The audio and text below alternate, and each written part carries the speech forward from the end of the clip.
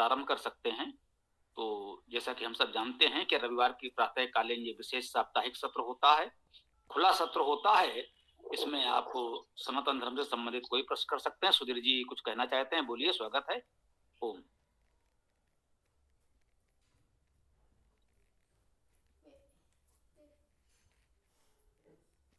ये सुधीर जी कुछ कह रहे हैं आप, तो बोलिए। कोई भी मित्र बोल सकते हैं, इसमें कोई भी प्रश्न हो, कोई भी विचार हो, कोई विषय हो, आप चर्चा कर सकते हैं। ये खुला सत्र है, इसमें कोई मर्यादा अनुशासन इस प्रकार का नहीं है कि कोई विषय हो। बोलिए, जिसको भी बोलना है प्रारंभ करें। ओम। हाँ लक्ष्मण। हेलो। हाँ लक्ष्मण से बात कराओ ना। हाँ स्वामी जी, भाषा के विषय में चर्चा हो रही थी अभी कुछ दिन पहले। तो मैं ये पूछ रहा था उस समय कि जैसे कोरिया की भाषा है, जापान की भाषा, चीन की भाषा है और अन्य भी भाषाएं हैं पूरे पृथ्वी भर में। तो इन सब भाषा का उद्गम मतलब कैसे हुआ? क्या परमात्मा ने इन भाषाओं को बनाया या फिर पहले सब लोग संस्कृत बोलते थे, फिर अपभ्रंश होते होते वो भाषा में तब्दील हो गए?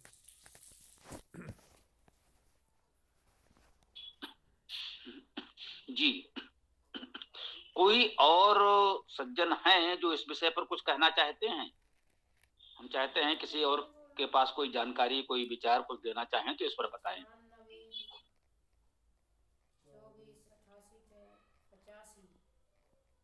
64 होगा शायद। तो 8 लगा दीजिए। इसको कैसे काटने हैं? 8 को 6 बनाना है तो 5 को काटना है। तो कहाँ से कटेगा ये? ऐसे लिखने हैं। जी, कोई और मित्र बोलते तो अच्छा रहता। देखिए, भाषा की उत्पत्ति कैसे हुई, इस पर भाषा शास्त्र के विद्वानों में मतभेद है, या कह लें बहुत से लोगों ने अपने अपने तरीके से विचार किया, चिंतन किया और कुछ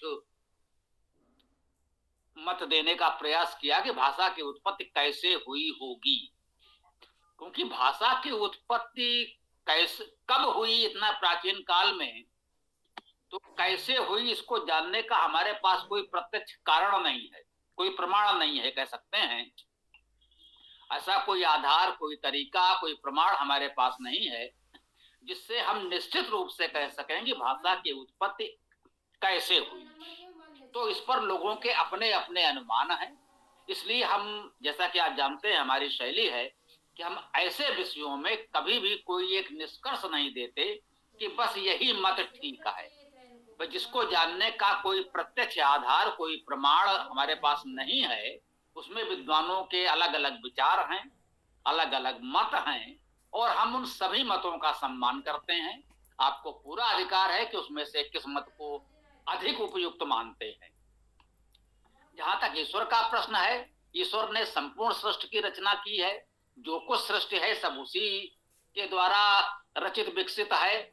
ईश्वर ने ही वो व्यवस्था बनाई, मनुष्य को वाणी दी, बोलने समझने, एक एक अक्षर वर्ण को अलग स्पष्ट करके बोलना समझना, ये गुण, ये क्षमता मनुष्य के शरीर में विकसित हुई।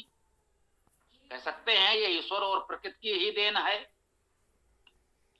अब उसके पश्चात किस अक्षर वर्ण शब्द का क्या भाव, क्या अर्थ ग्रहण किया जाएगा, यह क्रमशः मनुष्यों ने विकसित किया, ये हमें मानना चाहिए। ईश्वर ने तो ऐसा कुछ बनाकर सबको नहीं दे दिया कि भाई ठीक है, ऐसा इस शब्द का ये अर्थ सभी लोग माने तो विश्व की सभी भाषाएं एक प्रकार से एक सी होती। तो सामान्यतः ये तो माना ही जाता है कि मनुष्य ने क्रमशः अपने अनुभव के आधार पर धीरे धीरे भाषा का विकास किया। भाषा का विकास करने की क्षमता, सामर्थ्य मनुष्य को ईश्वर ने ही दी। ये सामर्थ्य मनुष्य में ही है। इतना स्पष्ट उच्चारण करने, स्पष्ट अक्षरों वर्णों को सुनने समझने की सामर्थ्य ईश्वर ने केवल मनुष्य को दी है। ये मनुष्य के शरीर में ही ये संरचना का गुण है, अन्य प्राणियों में नहीं है। और इस क्षमता, इस गुण का उपयोग करके मनुष्य ने क्रमशः धीरे धीरे भाषा का विकास किया। इसीलिए भाषाओं में अंतर भी है। और जहां तक संस्कृत या उससे विकसित होने वाली भाषाओं का प्रश्न है, तो ये सत्य है कि भारत से यूरोप तक जितनी भाषाएं हैं, भारत से पश्चिम में चले, पाकिस्तान अफगानिस्तान तो आज अलग हो गए, ईरान कह सकते हैं एक प्राचीन राष्ट्र है, तो भारत, ईरान और मध्य एशिया से होते हुए यूरोप तक की भाषाएं, और यूरोप की ही भाषाएं अब अमेरिका महाद्वीप में भी पहुंच गई, जिसे हम नई दुनिया कहते हैं। तो ये सभी भाषाएं मूलतः वैदिक भाषा से विकसित हैं, ऐसा भी सभी लोग मानते हैं। विश्व के सभी विद्वान इससे सहमत हैं कि भारत से यूरोप तक की सभी भाषाएं एक ही भाषा परिवार की हैं, एक ही स्रोत से विकसित हैं, और वेद विश्व का प्राचीनतम ग्रंथ है, तो वैदिक भाषा भी प्राचीनतम है, तो उसी से सभी भाषाएं विकसित हैं, इतना तो ठीक है। अब ये वैदिक भाषा कैसे उत्पन्न हुई? ईश्वर ने किसी को चुन करके कुछ विशेष ऋषियों को ये भाषा सिखा दी, फिर उनसे लोगों ने सीखी, या सहज भाव से मनुष्यों ने भाषा विकसित कर ली और ईश्वर का साक्षात्कार सानिध्य करके, ईश्वर से जुड़ करके वेद विद्या को प्राप्त किया, उसे उस भाषा में व्यक्त किया? इस पर लोग अनुमान ही लगा सकते हैं। और आप जानते हैं हम लोगों में इतनी संकीर्णता नहीं होनी चाहिए कि हम किसी एक मत पर कह दें कि नहीं बस यही परम सत्य है, अंतिम सत्य है। तो जो अति प्राचीन काल की बात है, जिसका प्रत्यक्ष अनुमान प्रमाण हमारे पास नहीं है, लोग अनुमान ही कर सकते हैं, तो उसमें हमें थोड़ा बहुत ये उदारता रखनी चाहिए कि विभिन्न विचारों का सम्मान करना चाहिए। ओम। बहुत बहुत धन्यवाद स्वामी जी।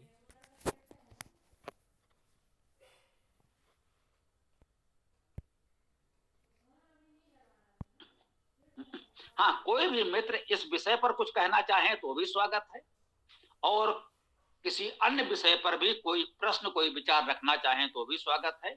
इसमें खुली चर्चा है, आप किसी भी बात पर कोई भी बात अपनी कह सकते हैं, चर्चा कर सकते हैं, प्रश्न कर सकते हैं। स्वागत है, जिसको जो भी बोलना है बोलिए, विराम ना हो, चर्चा चलती रहनी चाहिए। ओम। स्वामी जी नमस्ते। भाषाओं के संबंध में एक मत ये भी सामने आया है कि जितनी भी यूरोपीय भाषाएं हैं वे सब जर्मन भाषा से निकली है, या कुछ का मानना है कि वे लैटिन से भी निकली है। ऐसा भी कुछ प्रमाण मिलता है?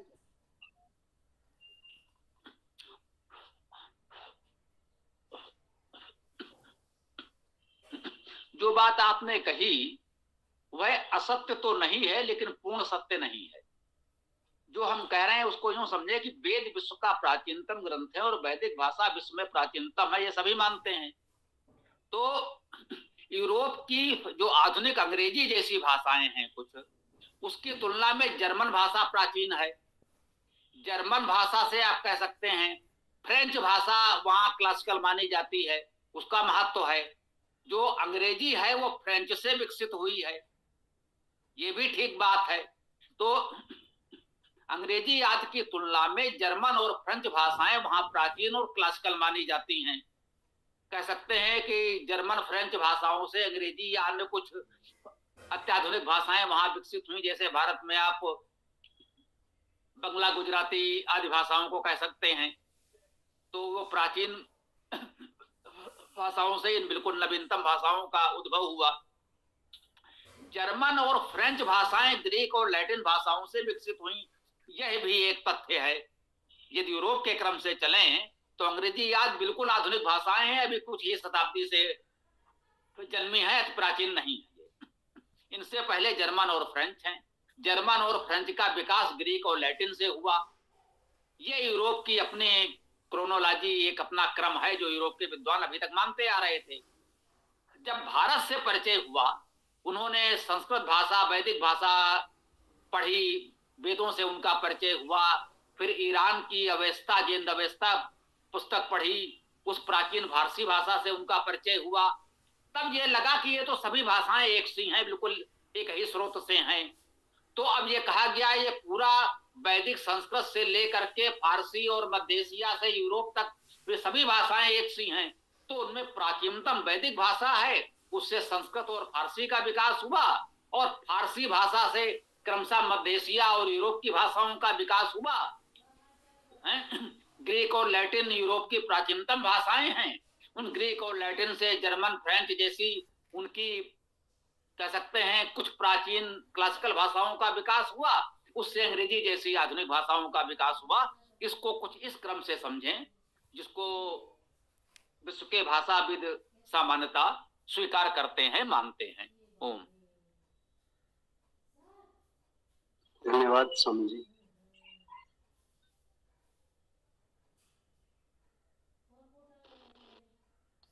देवन अक्षरों का मूल आकार क्या है?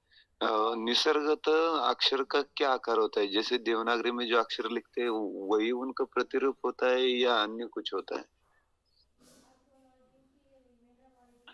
जी जरा पुनः अपना प्रश्न दोहरा दें। ओम जी, मैं ये कहना चाह रहा हूँ कि अक्षरों का जो रूप होता है वो जो जैसा हम शब्द बोलते हैं उनका कोई रूप होता है या हम सिर्फ लिखने के लिए देवनागरी या अन्य लिपियों का प्रयोग करते हैं? जी ठीक कहा आपने। ये जो वैदिक संस्कृत की कक्षा हम लोग चला रहे हैं उसमें इस विषय पर चर्चा हुई है। पता नहीं आप उस कक्षा में जुड़े थे या नहीं। सायंकाल 7:10 से ये संस्कृत भाषा की कक्षा हम लोग चला रहे हैं। तो उसमें इस विषय पर हम लोगों ने चर्चा की है और उसका वीडियो भी डाल दिया है हमारे मित्रों ने। तो भाषा और लिपि में अंतर, ये आपको वीडियो हमारे समूह में, ग्रुप में मिल जाएंगे, उसमें देख लीजिएगा। भाषा बोली जाती है और लिपि लिखी जाती है। वो लोगों ने किसी भी आधार पर एक आकार निश्चित कर दिया कि भाई ऐसा आकृति होगी तो हम उसे आ कहेंगे। माइक बंद कर दें। मतलब उसका मूल कोई भी आकार नहीं है भाषा का। वो जो हमने अपने मतलब इसके लिए हमने लिपिबद्ध किया है, हमने अपने सहूलत के लिए। जी ठीक बात है। जी माइक बंद कर दिया करें तो सुविधा होगी लोगों को। जी तो ठीक बात कही आपने। अक्षरों का उच्चारण हम करने लगे और उसको सुरक्षित रखने के लिए उसका आकार एक निश्चित होता चला गया। अब लिपियों का विकास कैसे हुआ, हम आ को ऐसा ही क्यों लिखते हैं, का को ऐसा ही क्यों लिखते हैं, यह भी एक अपने आप में शास्त्र है। इस पर भी विद्वानों ने मंथन किया है कि लिपियों का विकास कैसे हुआ, किस रूप में कैसे इसको विकसित किया गया। लेकिन यह सच है कि हमने अपनी सुविधा के अनुसार एक उसका आकार निश्चित कर दिया कि भाई हम ऐसा आकार बनाएंगे तो उसको का पढ़ेंगे। और ऐसा निश्चय देश विदेश में अनेक स्थानों पर अनेक लोगों ने अपनी प्रसिद्धियों और विवेक के अनुसार किया। इसीलिए लिपियों में अंतर भी है। अब वो हम मानते हैं, यह सच है, जैसा कि हम लोगों ने भी कक्षा में चर्चा भी की है। जो हमारी भारतीय वर्णमाला है, देखिए इसको ध्यान रखिए कि चर्चा हम लोग कर चुके हैं। भारतीय वर्णमाला एक है, पूरे भारत की वर्णमाला एक है, लिपि अलग अलग है। अर्थात आ ई उ का खा गा घा चा छा जा जा ये संपूर्ण भारत में एक समान पढ़े जाते हैं। उनके आकार में अंतर है। का हम उत्तर प्रदेश में अलग तरह से लिखते हैं, इसे देवनागरी कहते हैं। बंगाल में का कुछ दूसरे रूप में लिखा जाएगा, पंजाब में दूसरे रूप में लिखा जाएगा, तमिलनाडु वाला का कुछ दूसरे आकार में लिखेगा, लेकिन पढ़ेगा का ही। तो हम इसको हमने कहा है कि वर्णमाला एक है और अक्षरों का आकार, वर्णों का आकार अलग अलग है। तो लिपि अलग है, वर्णमाला एक है, ये भी देख लीजिएगा। भाषा, वर्णमाला और लिपि तीनों बातें अलग हो गई, ये अंतर हमें समझना होगा। तो लिपि हमने अपनी सुविधा के अनुसार निश्चित किए हैं, इसमें कोई संदेह नहीं है। इसलिए लिपियों की आकृतियों में अंतर है और लिखते लिखते अभ्यास से भी क्रमशः उसमें कुछ अंतर आता चला जाता है। जैसे जो प्राचीन सिंधु घाटी की सभ्यता की लिपि है, उसी लिपि में कुछ परिवर्तन होकर के मौर्यकालीन ब्राह्मी लिपि का विकास हुआ है। थोड़ा अंतर है। और उसी मौर्यकालीन ब्राह्मी लिपि को आप देखेंगे तो गुप्तकालीन ब्राह्मी लिपि, गुप्तकालीन लिपि को भी ब्राह्मी लिपि ही कहते हैं। परंतु मौर्यकालीन ब्राह्मी और गुप्तकालीन ब्राह्मी में कुछ अंतर है। और मौर्य काल में और गुप्त काल में भी पूरे देश में जो लिपियां प्रचलित थी उनमें भी थोड़ा थोड़ा अंतर था। मतलब कह सकते हैं सिंध प्रदेश में जो अक्षर बना रहे थे उसके आकार में और बंगाल के अक्षर में तब भी अंतर था, मौर्य काल में भी अंतर था, गुप्त काल में भी अंतर था और आज भी है। तो कह सकते हैं प्राचीन काल में, मौर्य काल या गुप्त काल में वो अंतर उतना अधिक नहीं था, वो अंतर धीरे धीरे बढ़ता चला गया, ये कहा जा सकता है। मूल स्रोत एक कहीं विकसित हुआ और उसी में अनुसार हस्तलिपि से कुछ परिवर्तन होता चला गया, तो लिपियों के आकार में अंतर होता चला गया। तो एक तो भाषा है, वर्णमाला है और लिपि है, इनके अंतर को समझते हुए इसको देखेंगे तो समझना सरल हो जाएगा। ओम।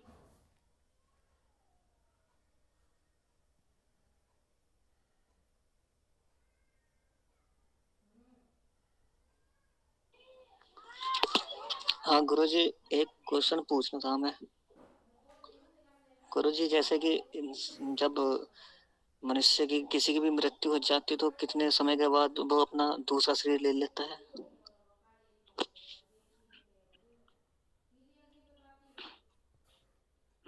आपने प्रश्न किया है मृत्यु के कितने समय पश्चात दूसरा शरीर ले लेता है। मृत्यु के पश्चात वो दूसरा शरीर ले लेता है, इसका क्या प्रमाण है आपके पास या हमारे पास या किसी के पास? इस प्रश्न में एक अवधारणा छुपी हुई है कि मृत्यु के पश्चात वो दूसरा शरीर ले ही लेता है। पहले तो अभी यही मूल प्रश्न आना चाहिए कि मृत्यु के पश्चात होता क्या है। क्या मृत्यु के पश्चात कुछ ऐसा शेष रहता है जो दूसरा शरीर धारण करता है? उसके पश्चात यह प्रश्न उठेगा कितने समय पश्चात करता है। ठीक है, मुझे नहीं पता कि आप हमारी कक्षाओं से कब से जुड़े हैं, परंतु हम लोग मौलिक आधार पर, आप देख रहे हैं, बिल्कुल एक तार्किक आधार पर निश्चय करने का प्रयास करते हैं। हमारा कोई पूर्वाग्रह नहीं होता। जैसे मृत्यु के बाद दूसरा शरीर प्राप्त हो जाता है, हम ये पूर्वाग्रह पहले से मानकर नहीं चलेंगे। हम इस पर भी विचार करने को तैयार हैं कि मृत्यु के पश्चात दूसरा शरीर होता भी है या नहीं। ये पहले से ही उदाहरण हम नहीं मान लेंगे। तो समझ रहे हैं, जैसे भाषा के प्रश्न पर हमने कहा कि मृत्यु के पश्चात दूसरा शरीर मिलता है और कितने समय पश्चात मिलता है, अभी इस विषय में हमारे पास कोई भी विश्वसनीय प्रत्यक्ष प्रमाण उपलब्ध नहीं है। इस पर विद्वानों के अलग अलग विचार हैं, अलग अलग मत हैं। हम सभी मतों का सम्मान करते हैं और किसी एक मत को सत्य और अन्य मतों को असत्य नहीं कहना चाहते। मेरा अपना मत यही है कि ऐसे विषयों पर हम निश्चय नहीं कर सकते, हमें उदार होना चाहिए। इस पर विभिन्न विद्वानों के अलग अलग मत हैं और उन सभी मतों का सम्मान करें, स्वयं उस पर चिंतन विचार करें। जो मत आपको अधिक ठीक लगे उसे अपने लिए अपनाएं। यह प्रयास ना करें कि वही एक मत सबको मानना चाहिए। इस पर हमारा कोई हठ दुराग्रह नहीं होना चाहिए। मेरा अपना विचार यही है। ओम।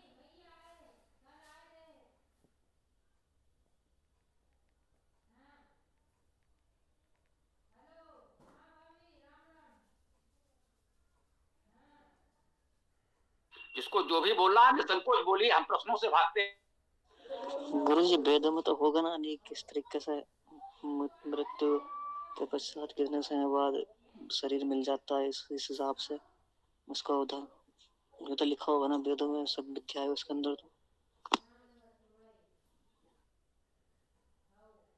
कि वेद में क्या लिखा है वो वेद मंत्र प्रस्तुत करें। वेद जो भी कहता है उसे हम प्रमाण मानते हैं।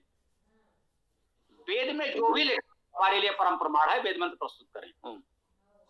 गुरुजी, बहुत सभी आप भी कहते, मतलब वेदों में सभी विद्या है ऐसा कहते हैं ना, तो इसमें यो भी होगा फिर। तो देखिए, हमारे बात करने का ये तरीका नहीं। मैंने क्या कहा, यदि वेद में लिखा है तो आप वो वेद मंत्र प्रस्तुत करें, किस वेद में किस मंत्र में ये बात कही गई है, और वेद में कहा गया है तो हमारे लिए प्रमाण है, हम बिल्कुल मान लेंगे, इसमें कोई संदेह नहीं है।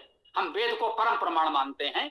वेद में जो भी लिखा है वो प्रमाण है, परंतु वेद के नाम पर किसी और ने जो कुछ कहा है, हमने कहा हम उसका सम्मान तो करते हैं, उसे अंतिम प्रमाण नहीं मानते, वो चाहे जितना महान व्यक्ति हो। ये हमारा मत है, क्योंकि आप भी मनुष्य हैं, आपके अंदर भी चिंतन मनन करने की सामर्थ्य ईश्वर ने उतनी ही दी है जितनी हमको या किसी अन्य महापुरुष को। तो वेदों में कहा गया है ये कोई बात नहीं है। किस वेद के किस मंत्र में कहा गया है वो मंत्र आपको प्रस्तुत करना होगा और उस मंत्र का शब्द सा अर्थ करना होगा, वो माना जाएगा। आपने कोई मंत्र पढ़ा और कह दिया किसी व्यक्ति ने इस मंत्र को आधार मानकर ऐसा कहा है, तो उस व्यक्ति की बात हमारे लिए महत्वपूर्ण नहीं है। मंत्र का शब्द सा अर्थ करिए, वो हमारे लिए प्रमाण होगा। ओम।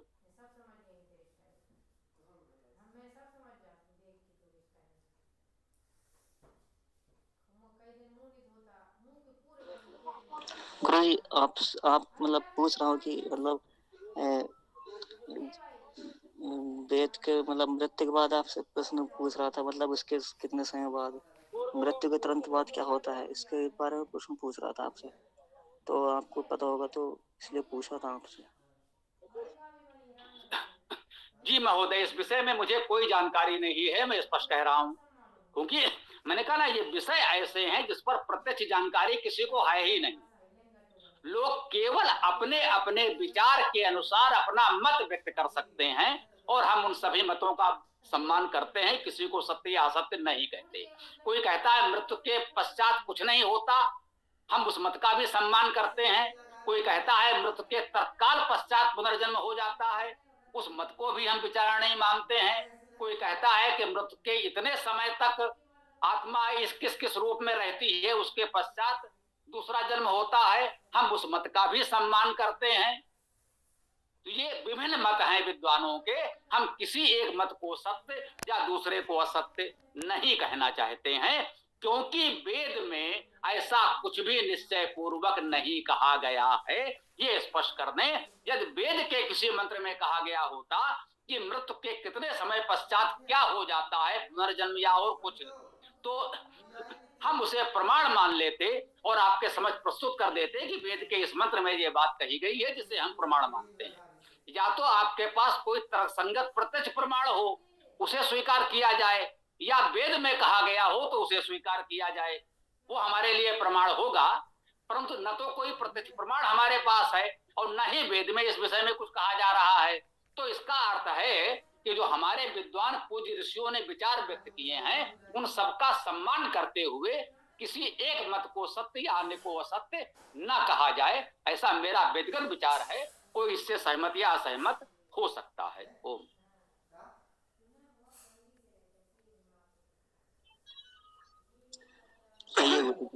सही है, समझ गए। इस संबंध में कुछ पुस्तकें मैंने पढ़ी हैं, जिनमें से एक पुस्तक है life after life, Raymond Moody इसके लेखक हैं, यूरोपीय मनोचिकित्सक। दूसरी उन्हीं की पुस्तक और है लाइफ आफ्टर डेथ, मृत्यु के बाद का जीवन।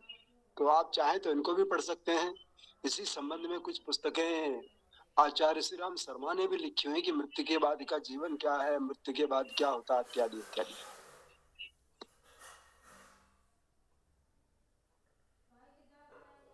सही है जी, पढ़ेंगे किताब इनकी।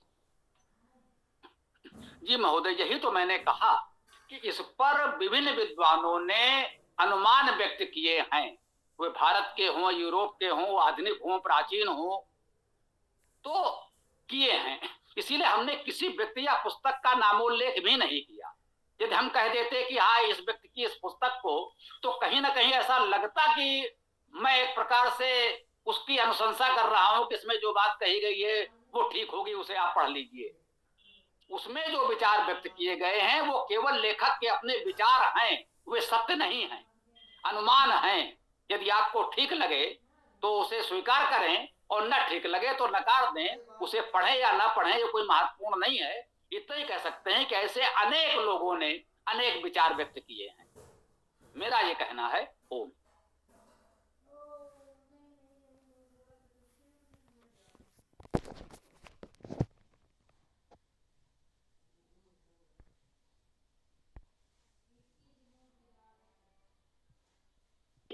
एक बात स्पष्ट रूप से स्थापित है कि वेदों में जो भी कहा गया है वो जीवन के संबंध में कहा गया है, जीते जी जीवन के बारे में कहा गया है। जीवन के पूर्व अथवा मृत्यु के बाद ऐसा उसमें कहीं भी कोई भी उल्लेख, उदाहरण या मंत्र ऋचा नहीं मिली अब तक अध्ययन में। जी, आपकी ये बात ठीक है। और हरि जी कुछ आप और कहना चाहते हैं तो स्वागत है, बोलिए। ओम।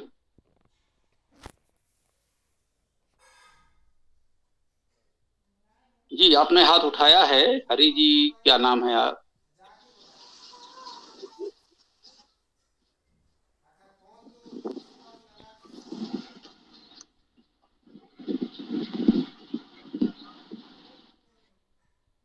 हाँ, हरिशंकर जी ने हाथ उठाया था। और अब ये कुछ और दूसरा नाम आ रहा है, राम या क्या नाम है? रमेश चौहान। ओम स्वामी जी। जी जी, बोलिए, आप जो भी कहना चाहते हैं बताएं। ओम।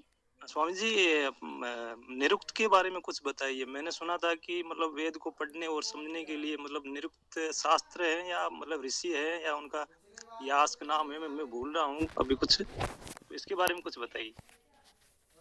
जी, मैं आपको कुछ जानकारी दे देता हूँ, यदि संभव हो तो। हमारी एक पुस्तक है वेदार्थ प्रकाश, उसमें आपको इस तरह से वेद से संबंधित संपूर्ण जो भी साहित्य विषय जानकारी है, वेद वेदांग उपवेद अनुवेद आदि, वो सब कुछ उसमें आपको मिल जाएगा। संभव हो तो मंगा लीजिएगा गौरव जी से। मैं आपको एक सामान्य जानकारी दे देता हूँ निरुक्त के विषय में। देखिए, निरुक्त एक विद्या है जिसे वेदांग कहा गया है।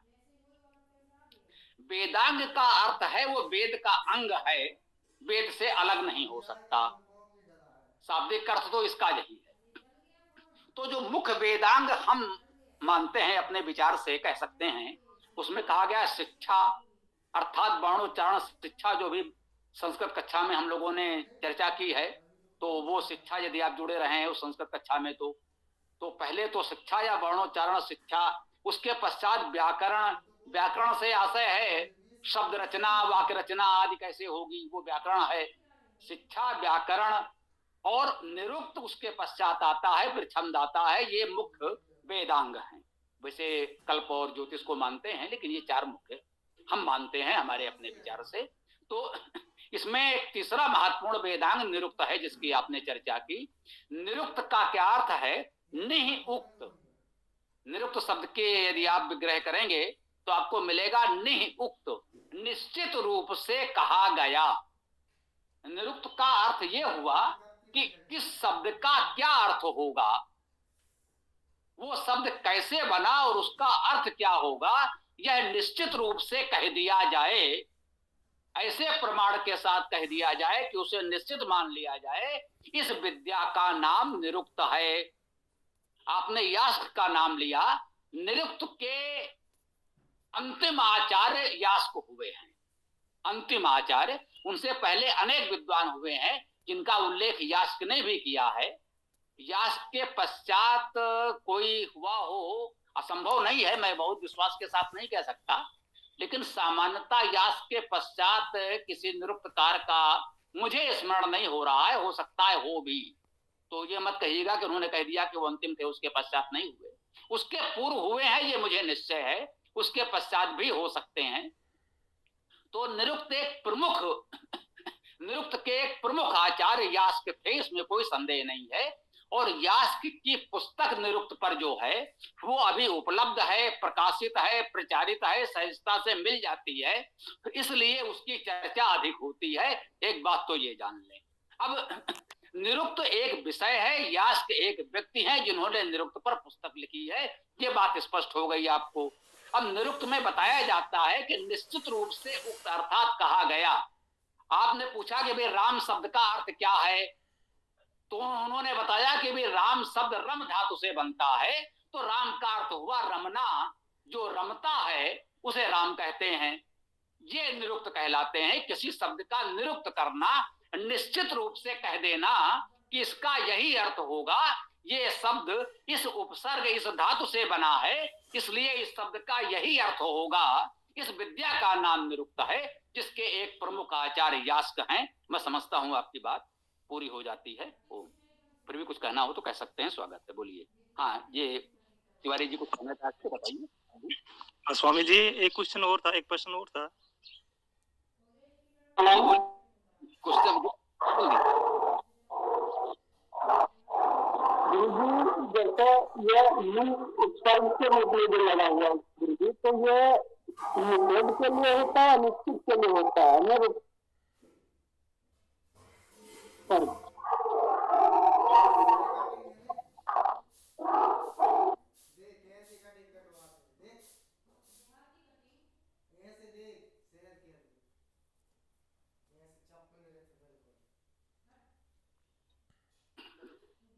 निह उपसर्ग जो है संभवतः बहुत स्पष्ट नहीं हुआ, फिर भी शायद आप कहना चाहते हैं कि निह उपसर्ग का अर्थ क्या है।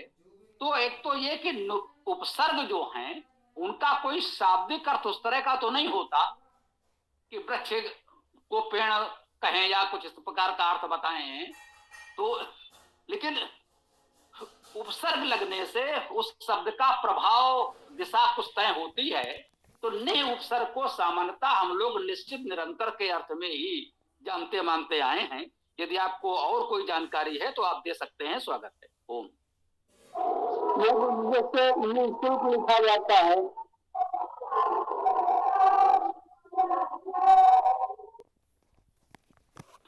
तिवारी जी आपकी बात सुनने में कुछ हमें समस्या आ रही है, स्पष्ट नहीं हो रहा है। यदि कोई और इनकी बात स्पष्ट सुन पाए हों तो कह सकें तो स्वागत है, स्पष्ट कर दें। तो निशुल्क बोल रहे हैं गुरु जी, निशुल्क बोल रहे हैं, निशुल्क निशुल्क। जैसा गुरु जी हम कहना चाह रहे हैं कि निशुल्क होता है, निशुल्क तो उसमें नि तो मतलब बिना के लिए, यानी बिना शुल्क निषेध के लिए ही है। जी जी जी बिल्कुल ठीक कहा आपने। ऐसे बहुत से उपसर्ग हैं जिस पर इस प्रकार के अर्थ हमें प्रतीत हो, जैसे वी उपसर्ग है, वी का अर्थ है विशेष, ज्ञान में वी लगा तो विज्ञान हो गया, ठीक। रोध में वी लगा विरोध हो गया, और इसी तरह योग में वी लगा तो वियोग हो गया। तो योग में वी लगने से वियोग हुआ, ये विपरीतार्थक हो गया। तो वी उपसर्ग का अर्थ विशेष भी हुआ और विपरीत भी हुआ। तो इसी प्रकार से जो मैंने कहा कि उपसर्गों का कोई शाब्दिक अर्थ निश्चित नहीं है, वे केवल उस शब्द के प्रभाव को थोड़ा बढ़ाते हैं, उसकी दिशा निश्चित करते हैं। और उपसर्गों में इस प्रकार के अर्थ भी हैं। निह उपसर्ग का सामान्यतः अर्थ तो निश्चित निरंतर ही होता है। अब निःशुल्क में कह सकते हैं, उसमें यह निश्चित कर दिया गया कि इसका कोई शुल्क नहीं है, वो भी निःशुल्क कहा जाने लगा। अब लोक में हमने जैसे निःशुल्क सुना, भाई इसका तो कोई शुल्क नहीं है, बात समाप्त है।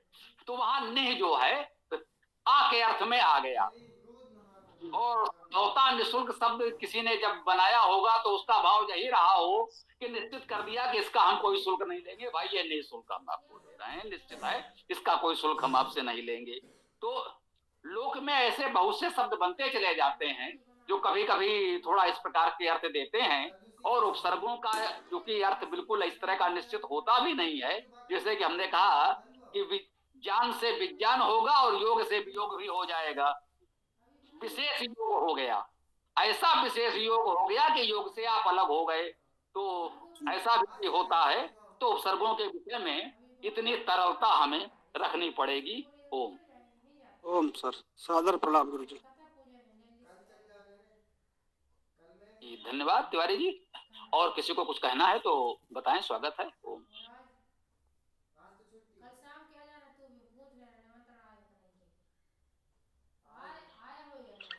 स्वामी जी मेरा एक प्रश्न एक और था।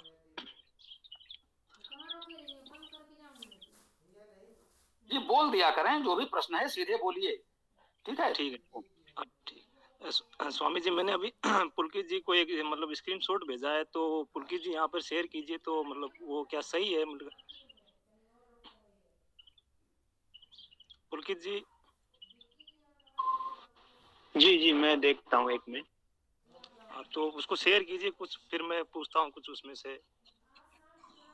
आप भी कर सकते हैं, आवश्यक नहीं कि पुलकित जी ही शेयर करें। अगर आप कर सकें तो आप कर दीजिए, पुलकित जी कर सकें पुलकित जी कर दें, स्वागत है। जो भी आपने वर्णमाला वाला ही तो शेयर किया है, जो AI वाला आपने किया है ना? वो वर्णमाला का।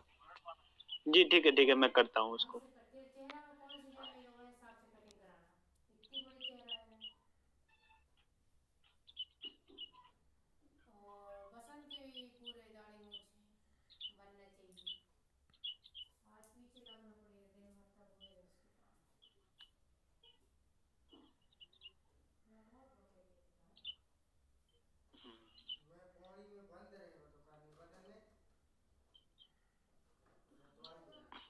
स्वामी जी इसके बारे में कुछ बताइए, क्या ये सही है बिल्कुल, मतलब संस्कृत वर्णमाला जैसे 63 अक्षर होते हैं?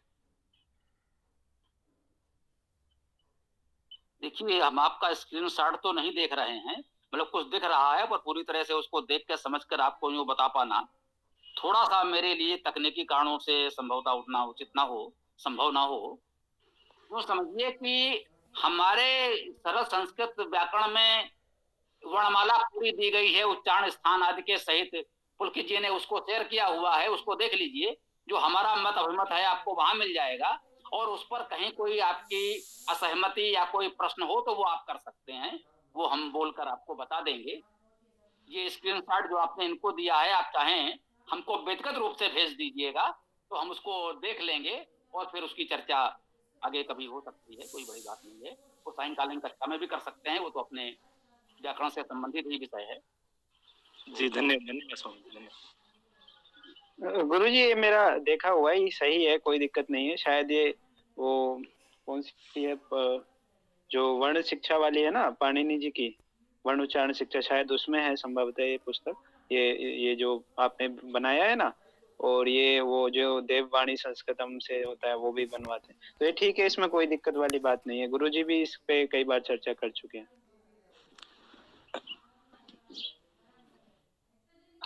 और देखिए आप वही है, अलग नहीं है। आप यदि सरल संस्कृत व्याकरण, मैं इसको आपको बता सकता हूँ, एक मिनट रुकिए। जो आप सरल संस्कृत व्याकरण पुस्तक यदि आपके पास है तो आप उसको खोल लीजिए। जो हमारी वो वर्ण उच्चारण शिक्षा वाली क्लास हुई थी ना, द्वितीय क्लास, तो उसको आप देखिए एक बार।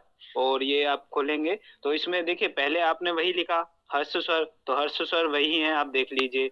उसके बाद जो दीर्घ मूल स्वर हैं वही हैं। प्लुत गुरुजी ने बोल दिया था, पुस्तक में नहीं लिखा हुआ, लेकिन वो प्लुत वाले बोल दिए थे कि कौन कौन से होते हैं, है ना। और दीर्घ संयुक्त स्वर भी लिखे हुए हैं। उसके बाद जो व्यंजन है ये भी लिखे हुए हैं। ईशत जो स्पष्ट है ये भी लिखा हुआ है, ईशत विव्रत भी लिखा हुआ है, अनुस्वार, अन्य संयुक्त व्यंजन आदि सब कुछ लिखा हुआ है इसमें, है ना।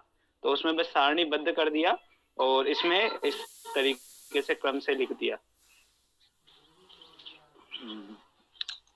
जी इसमें एक है कि स्वामी जी ने जो लरी है तो उसको स्वामी जी ने दीर्घ में रखा था, ये प्लुत में है, उसका दीर्घ नहीं होता है लरी का, हस्व होता है, फिर प्लुत होता है। देखिए फिर वही बात आ गई, हमने ये कहा कि सभी स्वर लघु दीर्घ प्लुत होते हैं।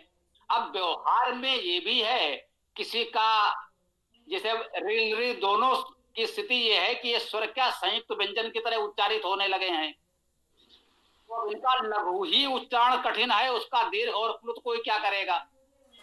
वो व्यवहार की बात है कि मान लीजिए किसी ने कहा कि इसका क्या दीर्घ लिखें, क्या कैसे करें, होता तो सब है, लेकिन अब व्यवहार में प्रचलन में लगभग नहीं है, ये बात ठीक है, इसको इस रूप में मान लें, ये बहुत विवाद का विषय नहीं है।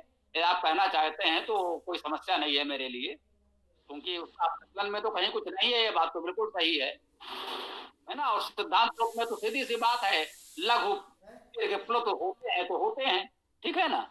ये हमारा अपना थोड़ा सा है, आपके जैसा आप उचित समझिए, हमारा कोई इसमें भी बात नहीं है। ओम ओम स्वामी जी, धन्यवाद।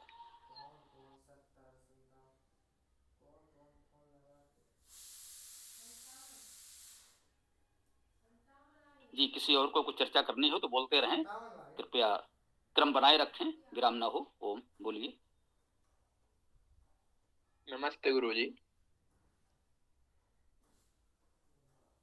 बोल भाई सीताराम जी, आपको क्यों रुकना पड़ा, बोलिए। जी स्वामी जी, स्वामी जी वेद की पाठ करने की विधियों का मैं इस पुस्तक में पढ़ रहा था, तो संहिता पाठ और पद पाठ, सरल पाठ तो समझ में आता है, और ये अन्य विकृति पाठ दिए हैं, सका पाठ, ध्वजा पाठ, माला पाठ, रेखा पाठ, तो इसकी थोड़ी मोटी मोटी जानकारी चाहिए थी। कभी प्रश्न भी आ जाते हैं इस तरह के कि ये क्या होते हैं, तो वहां पर निरुत्तर होना पड़ता है। जी आपकी बात ठीक है, तो इसमें मैं दो बातें कहना चाहता हूँ। एक तो यही कि आप हो या मैं स्पष्ट कह रहा हूँ, अभी कल एक सज्जन आए थे हमारे पास, मिले थे इसी वेद कक्षा से जुड़े वो हमसे, और संयोग से यहीं कानपुर में ही उनका घर था, तो उन संस्कृत व्याकरण की पुस्तक मंगाई थी, और जब पता लिखा कानपुर का, फिर गौरव से बात हुई, लगा कि हम लोग तो यहीं पर है, तो उनका ठेका मैं आके ले लूंगा। मिले और कुछ प्रश्न आए, तो मैंने यही कहा कि एक तो ये बात मानकर चले कि कोई भी व्यक्ति सब कुछ नहीं जानता। मैं भी, बहुत से ऐसी बातें हो सकती हैं जो मैं नहीं जानता, कुछ पुराणों की चर्चा आई या जो कोई बात आई, अब इतने सारे पुराणों में किसमें कहाँ कौन सी बात है, सब कुछ मैं जानता हूं तो मैं तो नहीं कह सकता। वेद के विषय में थोड़ी बहुत जानकारी है, हम आपके सामने प्रस्तुत कर देते हैं। तो एक तो आपने जो कहा निरुत्तर होना पड़ता है, तो एक तो ये भाव रखें कि निरुत्तर होना पड़ता है, ये कोई बहुत बड़ी समस्या नहीं है, ये कोई बहुत बड़ा चिंता का विषय नहीं है। इस पर कहने भाई इस विषय में हमें उतनी जानकारी नहीं है, बात समाप्त। भाई आपको जानकारी है तो दीजिए। भाई किसी ने प्रश्न किया तो हो सकता है उसे जानकारी हो। मैं एक सामान्य बात कह रहा हूं, केवल आपके इस पाठ के विषय में नहीं, किसी भी प्रश्न पर जब भी बात होती है मैं यही कहता हूं। अभी भी शायद चर्चा में मैंने कहा कि भाई हमारे इतनी जानकारी है, इससे अधिक आपकी जानकारी हो तो बताइए। तो ये भाव रखिए तो ये समस्या कभी नहीं आई। कोई भी प्रश्न आए, आपको जितना आता है बताइए, उसके आगे कह दीजिए भाई अगर आपको अधिक जानकारी है तो आप बता दीजिए, कितनी जानकारी है तो बता दी। तो ये मैं चाहता हूं मेरे सभी मित्र सभी प्रश्नों पर ये भावना रखें, कभी भी शास्त्रार्थ जीतने के लिए बात ना करें, सत्य को जानने के लिए बात करें। जितना हम जानते हैं बताया, आगे आप जो जानते हैं वो बताइए, हम सुनने को तैयार हैं। तो एक तो ये भाव रखें। अब हम आपके इस पाठ के विषय में थोड़ा सा बता देते हैं।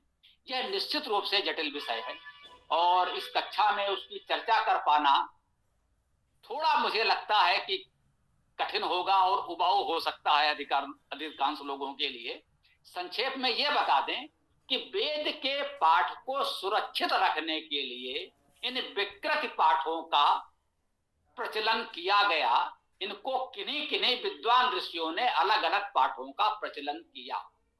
तो सबसे पहले तो मूल संहिता पाठ था।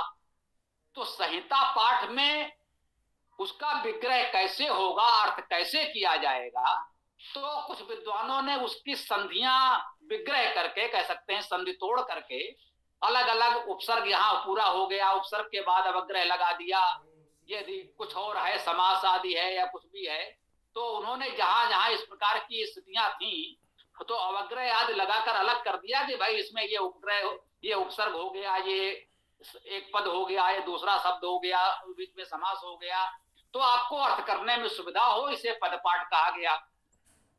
अब लोग कुछ और परिवर्तन न कर सकें। सामान्यतः आप कोई भी कविता कंठस्थ करते हैं, जब दोबारा कहीं पढ़ते हैं तो कुछ ध्यान नहीं आ रहा है तो अपनी ओर से कोई शब्द ऐसा विकल्प में ला करके वो कविता पढ़ जाते हैं। ये हम आप सभी सामान्यता करते हैं। तो ऐसा करते करते तो वेद का स्वरूप विकृत हो जाता। वेद का सही मंत्र क्या है वो प्रचलन में ही नहीं रह पाता। सब लोग अपना अपना वेद पढ़ने लगते, अलग अलग वेद हो जाते। तो वेद का पाठ पूर्णता सुरक्षित रहे, उसमें कोई परिवर्तन न हो, इसलिए अनेक जटिल पाठों का विकास किया। मैं उसे जटिल पाठ कह रहा हूं। वो इतने उलझे हुए जटिल पाठ हैं कि उसको जो बहुत समय श्रम लगा करके अध्ययन करेगा वो उसको पाठ को सीख पाएगा और कर पाएगा। और उतना पाठ जो कर लेगा, कंठस्थ रहता है लोगों को। ऐसे लोग अभी भी हैं जिनको वो पाठ कंठस्थ हैं, वो आपको बिल्कुल सुना देंगे। तो उससे ये निश्चय हो जाता है कि जो भी पाठ किया जा रहा है वो शुद्ध है या नहीं। मान लीजिए एक सामान्य काव्य के रूप में आप संहिता पाठ या सरल पाठ पढ़ रहे हैं हम लोगों के साथ, और पढ़ते समय आपको कोई शब्द ध्यान नहीं आया और अपनी ओर से कुछ आपने पढ़ दिया, संयोग से पढ़ने में भूल चूक हो गई, तो वो प्रामाणिक पाठ नहीं होगा। कहीं होगा कि भाई देखो जरा, अब इस समय तो आपके पास, आपने तुरंत सर्च कर लिया, संहिता ढूंढ ली और दिखा दिया, पहले सुविधाएं नहीं थी। तो ऐसे पाठ होते, हाँ भाई जरा क्रम पाठ करो, तो अब क्रम पाठ में वो शब्द क्रम से दोहराए जाएंगे, एक के बाद एक आएगा, उनका तत् सवितु सवितु तत्, इस प्रकार से अनेक प्रकार से पढ़ते चले जाएंगे। है, तत्सवितु सवितु वरेण्यम वरेण्यम भर्गो। तो इस तरह से पुनरुक्त करते हुए पढ़ते चले गए। अब ये दोहराने को और अधिक जटिल करते चले गए, जो उसमें अनेक पाठ विधियां लिखी हैं, क्रममाला, जटा रेखा, घन पाठ, इस प्रकार के अनेक प्रकार की पाठ विधियां हैं। कुछ उदाहरण हमने उस वेदार्थ प्रकाश पुस्तक में दिए हैं, संभवतः आप वहीं से बता रहे हैं, सीताराम जी जो कह रहे हैं प्रश्न है उनका, वो वेदार्थ प्रकाश पुस्तक में इन विविध पाठ विधियों के विषय में भी हमने संक्षेप में जानकारी दी है। और बहुत विस्तृत जानकारी तो गुरुकुलों में बहुत अधिक समय लगाकर ही विद्यार्थी सीख पाएगा, वो इस प्रकार की कक्षाओं में मुझे लगता है इससे अधिक व्यवहारिक नहीं लगता मुझे। तो मैं समझता हूँ संभवतः आप हमारी बात समझ गए होंगे सीताराम जी। जी स्वामी जी, बहुत बहुत धन्यवाद।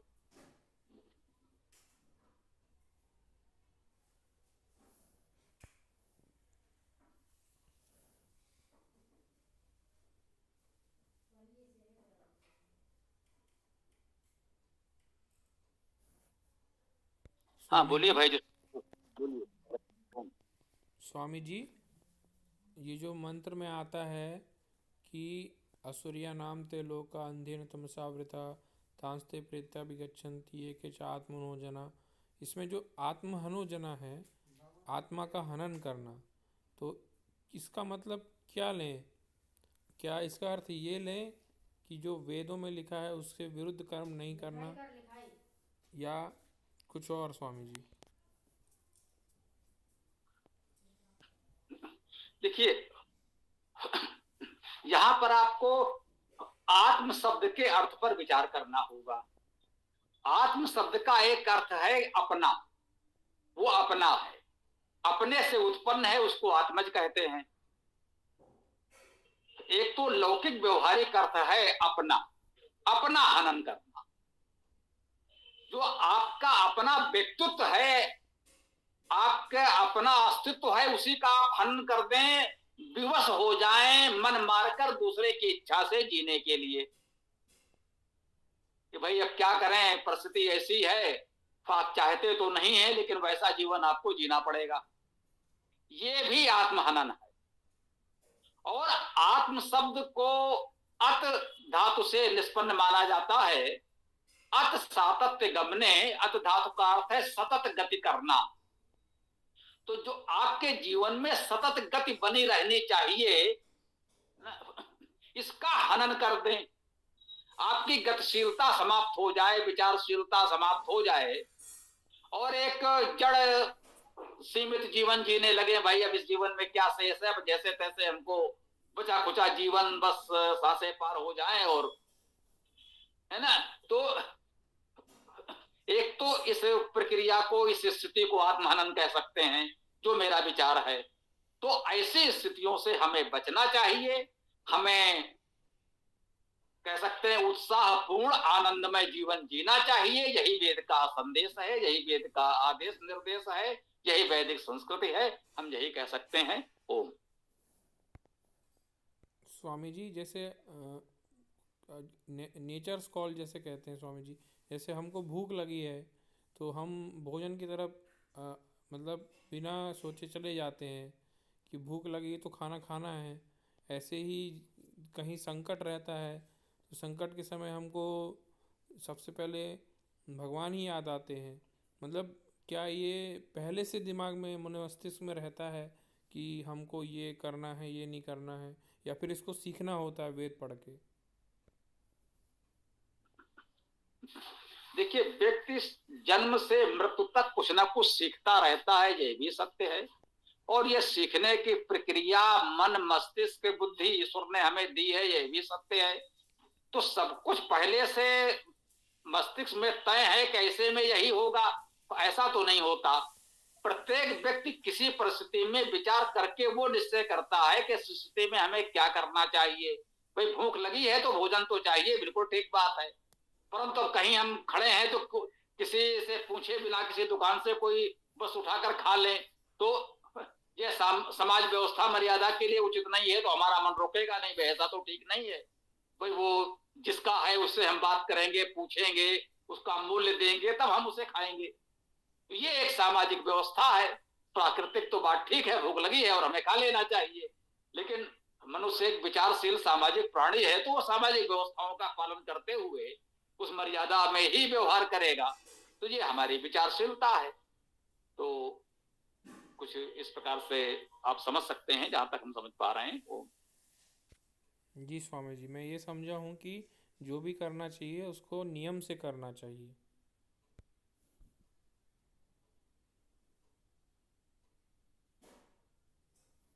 जी स्वामी जी, धन्यवाद।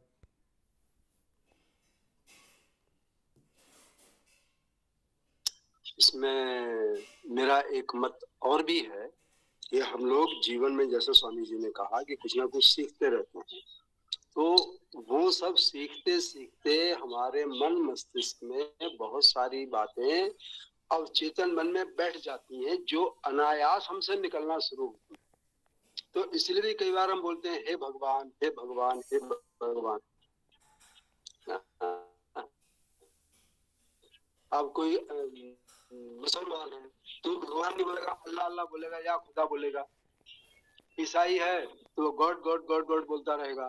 तो इस तरह से जो जिनके मन मस्तिष्क में बैठ गया है अवचेतन मन तक, वे उसी को निकालते हैं अनायास। जब भी कभी कोई घटना दुर्घटना होती है या कोई विस्मयकारी घटना घट जाती है या कभी कभी उनको भयावह स्थिति बनती है, ऐसा भी होता है।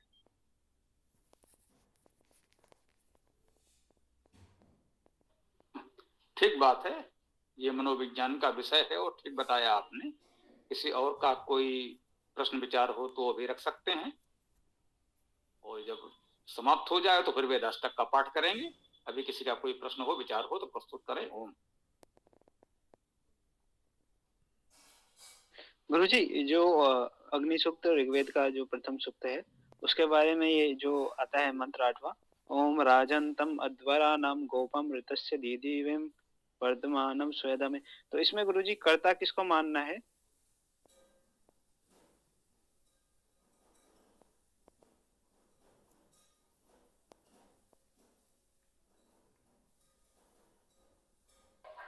क्या मेरी आवाज जा रही है? हाँ भाई जी, इसमें कर्ता तो हम ही हैं, स्वेद में। जो कुछ करना है हमको ही करना है।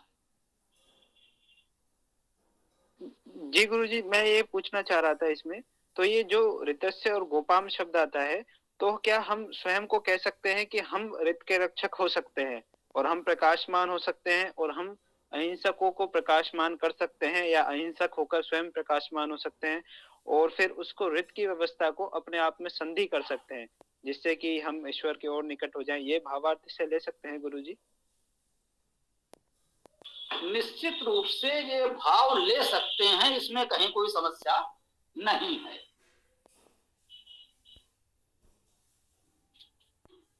मूल रूप से तो वो ठीक बात है कि ईश्वर के लिए है या जैसा भी है, लेकिन अगर उससे हम ये प्रेरणा ग्रहण करें तो ये तो अच्छी बात है। इसमें कहाँ क्या समस्या हो सकती है? ठीक है ना? तो जी गुरुजी, प्रेरणा तो ठीक है गुरुजी, लेकिन गुरुजी यदि इसका अर्थ निकालना चाहें तो फिर क्या देवता, जैसे मैं इन मंत्रों, ऐसे बहुत सारे मंत्र हो सकते हैं, तो इन मंत्रों में जैसे स्पष्ट रूप से ऐसा कोई कर्ता नहीं आया, ईश्वर के लिए कोई संबोधन नहीं आया, अग्नि नहीं आया, कुछ नहीं आया, लेकिन मंत्र के ऊपर देवता अग्नि है, तो यह भाव लेकर चलें कि ये अग्नि के लिए ही कहा जा रहा है यहाँ पर। लेकिन ऐसा कुछ भी मंत्र में तो हमें नहीं मिल रहा ना गुरुजी, जो उसको हमें संकेत दे, सूचित करे कि उनके लिए कहा जा रहा है। हाँ, तो इसको यूं समझे, पूरे सूक्त का देवता अग्नि है। तो ये जो कहा गया राजंतम अध्वराणाम, अध्वरों का प्रकाश करते हुए, ये अध्वर का प्रकाश करने वाले है ना, गोपाम ऋतस्य दीदिवम, गोपाम ऋत के रक्षक को प्रकाशमान करते हुए, ये अग्नि के लिए ही कह सकते हैं। ये सब अग्नि ही है, अग्नि की स्तुति की जा रही है। अग्नि का देवता, इसका देवता अग्नि है। इसका अर्थ है कि अग्नि की स्तुति कर रहे हैं, अग्नि का गुण बता रहे हैं। ठीक है ना, अग्नि के गुणों का वर्णन हो रहा है। तो राजंतम मध्वराणाम गोपामृतस्य दीदिवम, ये अग्नि के गुण हैं। अब वो कह रहे हैं वर्धमानम स्वेदमे, हम अपने में इन गुणों की अभिवृद्धि करें, या वह अग्नि ही इन गुणों की अभिवृद्धि सृष्टि में कर रहा है, ऐसा अर्थ इसमें ग्रहण कर सकते हैं। ओम। जी गुरु जी।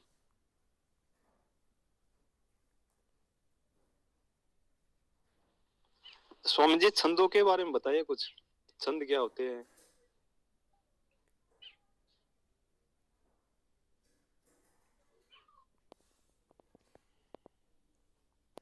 आपकी आवाज स्पष्ट नहीं आई रमेश जी, आप दोबारा से बोल सकते हैं?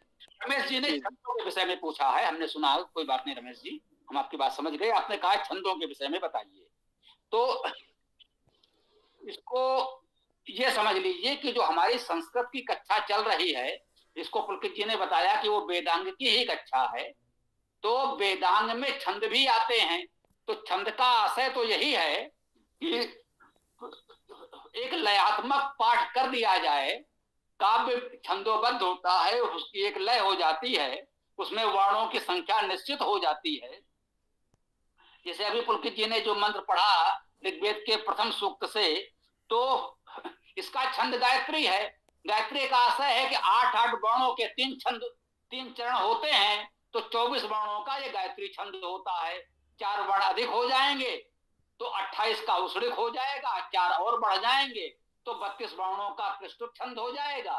तो इस प्रकार 4-4 वर्ण बढ़ते हुए वेद में 104 वर्ण तक एक वो छंद होते हैं। तो वर्णों की संख्या के आधार पर छंद निश्चित किए गए हैं। और अधिक जानकारी के लिए आप चाहें तो वेदांत प्रकाश पुस्तक मंगा लें, उसमें आपको वैदिक छंदों के विषय में ठीक ठाक जानकारी, पूरे वेदांग वेद आदि जो भी हैं वो सब आपको जानकारी उसमें मिल जाएगी। और कक्षा में यथा समय उस पर कुछ और चर्चा करने का प्रयास करेंगे। ओम।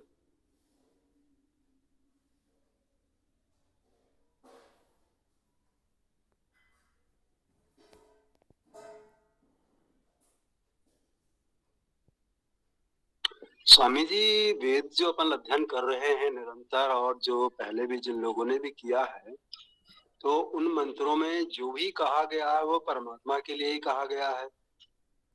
क्या अपन ये मान सकते हैं कि उसमें कर्ता जो है, हम भले ही किसी को भी, लेकिन मुख्य रूप से कर्ता वहां पर परमात्मा के लिए कहा गया है? यही तो हम आपको बता रहे हैं कि वेद का मुख्य अर्थ आध्यात्मिक है, मुख्य लक्ष्यार्थ परमेश्वर है। आध्यात्मिक अर्थ में परमेश्वर ही मुख्य से अग्नि कहा गया, तो आध्यात्मिक अर्थ में अग्नि का अर्थ परमेश्वर ही है, और वेद का मुख्य अर्थ आध्यात्मिक ही है। तो वेद में अग्नि, इंद्र, विष्णु, शिव, पूषा आदि अनेक नामों से उस परमेश्वर को ही कहा गया है, ये तो ठीक बात है। अब उसको कह सकते हैं प्रेरणा के लिए, प्रकृति को समझने के लिए, उसके आधि भौतिक, आधि दैविक, आधि लौकिक आदि अर्थ भावार्थ किए जाते हैं। जैसा कि हमने आपको बताया, शब्दार्थ तो वही रहेगा। अग्नि का अर्थ अग्रणी, प्रगतिशील तो रहेगा। अब मुख्य रूप से अग्नि हम परमेश्वर को कह रहे हैं, भौतिक अग्नि को कह सकते हैं, समाज के अग्रणी लोगों को कह सकते हैं। तो इस प्रकार से उसके भावार्थ आप अलग अलग ले सकते हैं। मुख्य लक्ष्य तो हमारा परमेश्वर ही है, तो अग्नि, विष्णु आदि हम मुख्य रूप से तो परमेश्वर को कहते हैं, ये बिल्कुल ठीक है। ओम।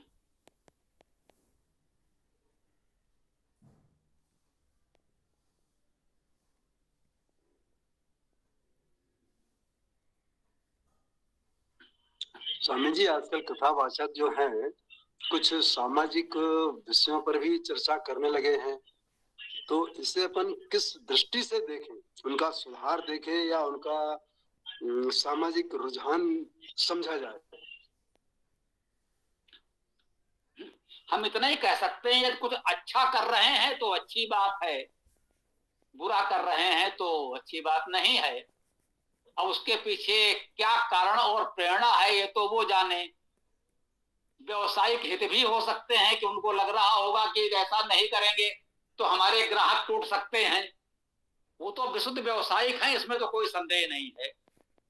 उनमें से कुछ लोगों से हमारा व्यक्तिगत संपर्क बातचीत भी हुई या जो भी उनका तौर तरीका है, तो उनका मुख्य उद्देश्य तो अपने व्यवसाय को बढ़ाना है, अपने ग्राहक संख्या बढ़ाना है, और उसके लिए उनको जो उपयुक्त लगेगा वो करेंगे। हम यही कह सकते हैं किसी भी कारण से यदि कुछ अच्छा कर रहे हैं तो अच्छी बात है, हम इतना ही कहना चाहते हैं। ओम। धन्यवाद स्वामी जी, आपने उस बात को बड़ी ही सरलता से जड़ तक पहुंचा दिया कि निश्चित रूप से ये उनका जो है एक अपना व्यावसायिक कारण है। बहुत बहुत धन्यवाद जी। समय भी हो गया है, तो कोई महत्वपूर्ण बात हो तो रख सकते हैं, अन्यथा वेदाष्टक का पाठ करें और इस सत्र का समापन किया जाए। ओम। गुरुजी एक प्रश्न और है सामान्य सा, कि जैसे जो हिंदी भाषा है ना, उसमें विसर्गों का बहुत कम इस्तेमाल किया जाता है। बहुत जगह जैसे कुछ शब्द हैं लेकिन उनमें विसर्ग का इस्तेमाल किया जाता है, जैसे पुनः आदि है, पुनः कोई नहीं लिखता, पुनः ही लिखते हैं सब। तो इसकी क्या प्रासंगिकता है, थोड़ा सा इस पे और विचार दें। देखिए, किसी भी ध्वनि का अल्प या अधिक प्रयोग होना ये कोई समस्या या प्रश्न नहीं है। किसी भाषा में किसी ध्वनि का कितना अधिक उपयोग है वह तो एक अलग विषय। ठीक है कि विसर्ग का उपयोग जो वेदों में या लौकिक संस्कृत में था, आधुनिक भाषाओं में उतना नहीं है। पुनः, अतः, प्रातः जैसे कुछ शब्द परंपरागत रूप से वैदिक काल से चले आ रहे हैं, वो विसर्ग हैं, और अन्य शब्द जो सामान्यतः अभ्रंश होकर के कुछ परिवर्तित होकर के प्रयोग हो रहे हैं, उनमें यदि विसर्ग था भी तो वो समाप्त हो गया है। तो ये एक सामान्य सी बात है, इसमें कोई बड़ी बात नहीं है। ये तो सहज भाव से भाषा का विकास है, जिसमें लोगों को सरलता जैसे भी लगी तो वो विकसित होता चला गया। इसको किसी ने प्रयास करके नहीं किया, स्वाभाविक रूप से ये विकास है। इसको सहज भाव से स्वीकार करें, हम यही कह सकते हैं। जी गुरुजी।